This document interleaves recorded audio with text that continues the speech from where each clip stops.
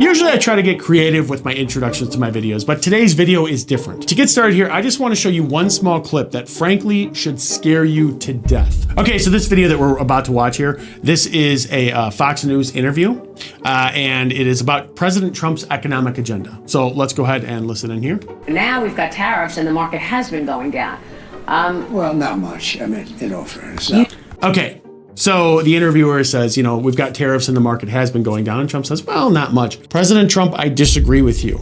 I personally have lost about 12% total of all my investments, which is a lot of money for me. And I'm sure you watching, you have felt that pain too. I don't know if you haven't been checking the stock market, good for you, but it's been ugly so far and it's still very early. So let's continue on. And this is actually the scariest part of this whole interview, in my opinion. Let's go ahead. You said, look, we're going to have a disruption, but we're okay with that. Is that what you meant? The stock market going down was the disruption? What other disruption were you alluding to? Look, what I have to do is build a strong country. You can't really watch the stock market. If you look at China, they have a 100-year perspective. We have a quarter. We go by quarters. That's true. Okay, so Trump then says, I have to build a strong country and you can't really look at the stock market. What does he mean you can't look at the stock market? That's some scary words. Like, yeah, we're going to look at the stock market. And also he then compares the US to China and says, well, China, you know, their outlook is 100 years and we do it by quarterly. You know, you can't really do it that way. So that kind of alludes to the idea that this is going to get a lot uglier, in my opinion. Now, the long-term thing that he's saying here, it does make sense to me, but just how bad is all this going to get? And even more concerning, will these tariffs cause a recession? Now, I'd love to be optimistic, but frankly, myself and my AI assistant, Tiara, we agree that it's really not looking good. And this video here is going to explain why. So Tiara, where should we begin with this one? Let's start with the basics of tariffs. All right, so we can do that. So you've probably heard the tariff word thrown around a lot lately. But exactly how will it impact you and why should you even care? Well, simply put, tariffs are taxes placed on imported goods. Specifically, we're talking about a 25% tariff on goods from Canada and Mexico and an additional 10% tax on imports from China. But these tariffs, they don't just vanish into thin air. Somebody has to pay them.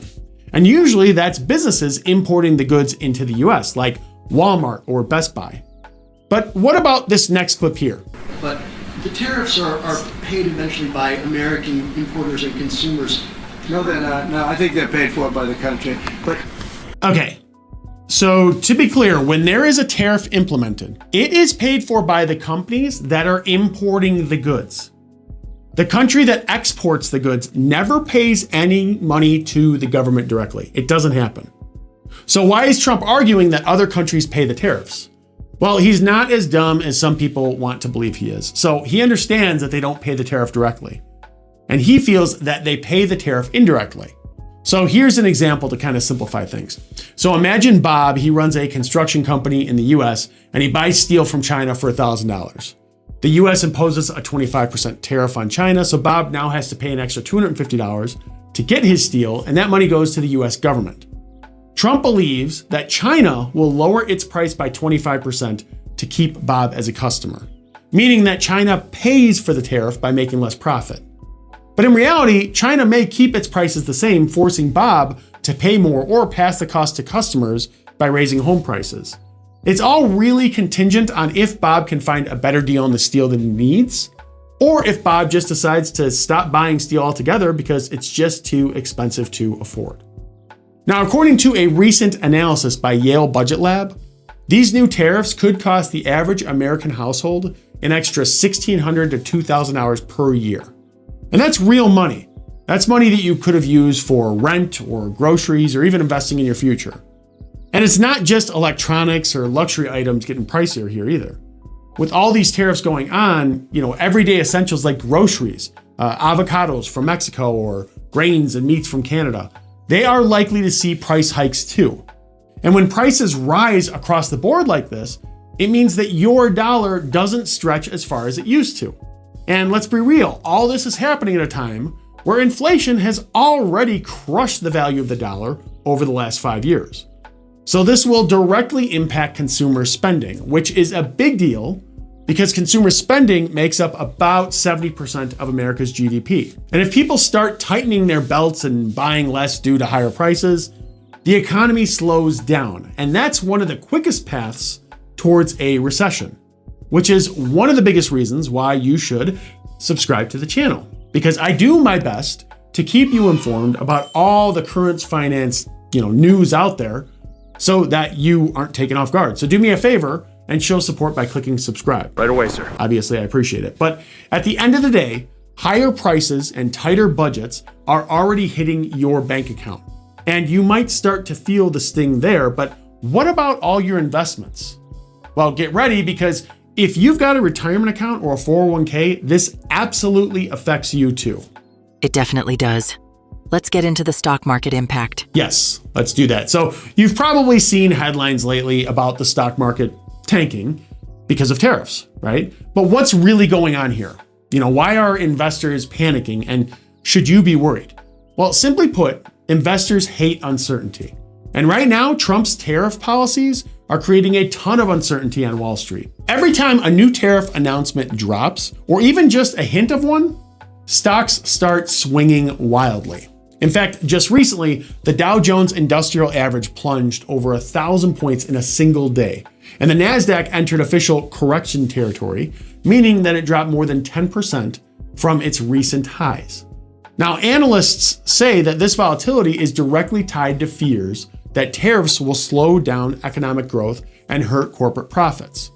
And with Trump proposing tariffs as high as 25% on imports from Canada and Mexico, plus increasing tariffs on, Chinese goods from 10 to 20% in the future, that's a real threat to corporate profits. And that's why people are freaking out in the stock market. Now, if companies see their profits shrink because of higher costs from tariffs, their stocks become less attractive to investors.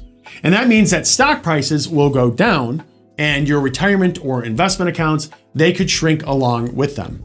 And it's not just big investors who feel the pinch here. Everyday folks with retirement accounts or mutual funds, they can see their balances drop as well when markets react negatively to the tariff news, and so many people will panic sell, which again drops stock prices even further. But it's not only investors feeling uneasy. Tariffs are hitting American workers too. Yeah, that's correct, Tiara. Now, you might think that tariffs are supposed to be, protecting American jobs, but what if I told you that they're actually putting hundreds of thousands of US jobs at risk? The reality is, tariffs don't just make things more expensive, they can also lead to serious job losses. And the reason for that is when businesses face higher costs due to tariffs, they often have to cut back on hiring or even lay off workers to stay profitable. In fact, recent estimates from Moody's Analytics suggest that Trump's ongoing trade war could ultimately cost the US economy around 300,000 jobs. And that's not just a number. You got to remember, this is real people losing their livelihoods.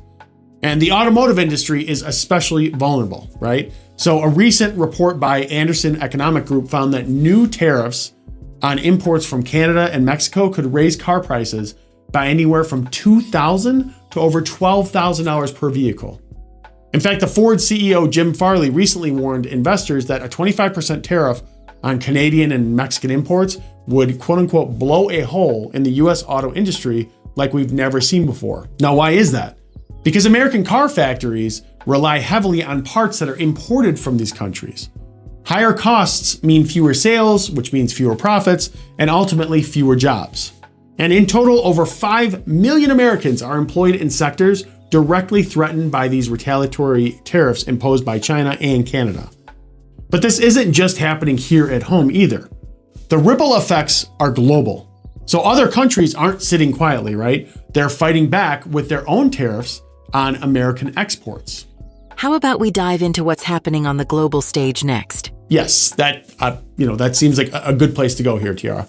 So you've probably heard the phrase trade war, right? That's been tossed around a lot lately.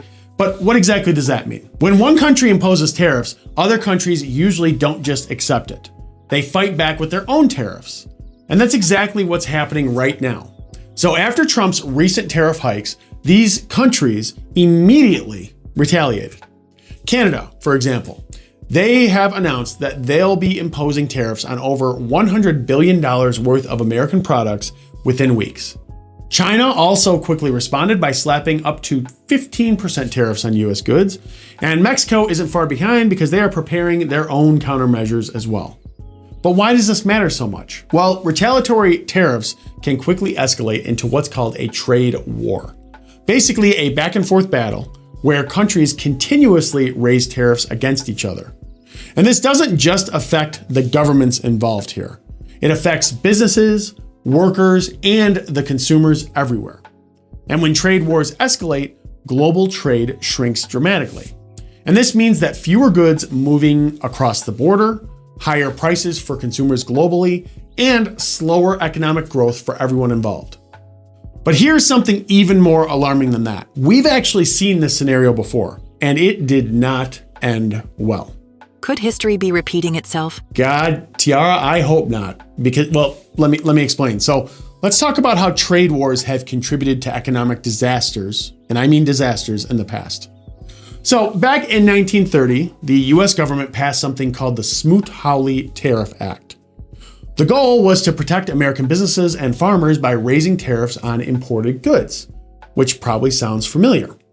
But here's the catch. Instead of protecting jobs, it actually made things a lot worse. Other countries immediately retaliated with their own tariffs, causing global trade to pretty much collapse dramatically by about 66% between 1929 and 1934. You know what else happened in that same time frame? You guessed it, the Great Depression. Now, let's clear up one important point here. Tariffs alone, they did not cause the Great Depression. I don't want to give, that impression here. The economy was already struggling for numerous reasons, but economists agree that Smoot-Hawley significantly worsened the crisis by shrinking global trade and really hurting American businesses. And economists, they warn that the current escalating trade conflicts, it could trigger a chain reaction similar to what happened almost a century ago. And according to recent estimates from Goldman Sachs and Moody's Analytics, the risk of a US recession is rising sharply due to these tariff policies. So Moody's Analytics, they placed a recession odd at about 35%, and JP Morgan Chase even higher at 40%. Now that's a significant jump in risk, and it's directly tied to the current tariff actions. As bad as all this sounds, we still haven't talked about government revenue. Yes, that's true, Tiara. And if there is a potential bright spot to all of this, it's this one that Tiara just mentioned. So we've talked about how tariffs have historically led to economic trouble. But here's something that's interesting. So tariffs actually bring in a ton of money for the government. But does that extra cash really benefit you as a person? Well, first off, let's talk about the numbers here. So Trump's latest round of tariffs on imports from Canada and Mexico and China, they could generate around $300 billion per year in additional revenue to the US government. And according to the Committee for a Responsible Federal Budget, these tariffs could raise more than $1 trillion by 2035 if they were made permanent. Now you might be thinking, great, more money for the government, that means more benefits for me, right? Well, no, not directly anyway. So here's how this actually works. So when American companies import goods from other countries, they're the ones who pay these tariffs, right? And that money then goes straight to the US Treasury and becomes part of the general federal budget. And from there, theoretically, it can be used for just about anything, right? It could be infrastructure projects or healthcare programs or even reducing the federal deficit. They could do that, which maybe that's what Trump is trying to do here, right? In theory, and here's where it gets tricky, this extra revenue, it could trickle down to benefit everyday Americans through government spending programs or tax cuts.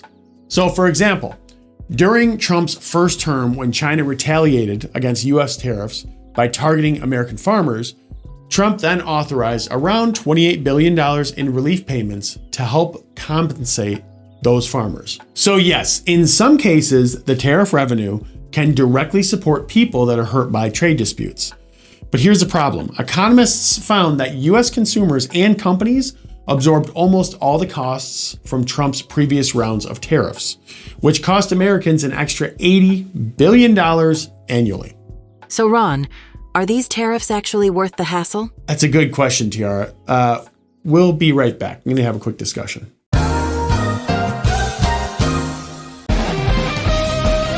Okay, so after a lot of discussion with Tiara off camera and really asking a lot of questions and understanding it myself, here's my take on this.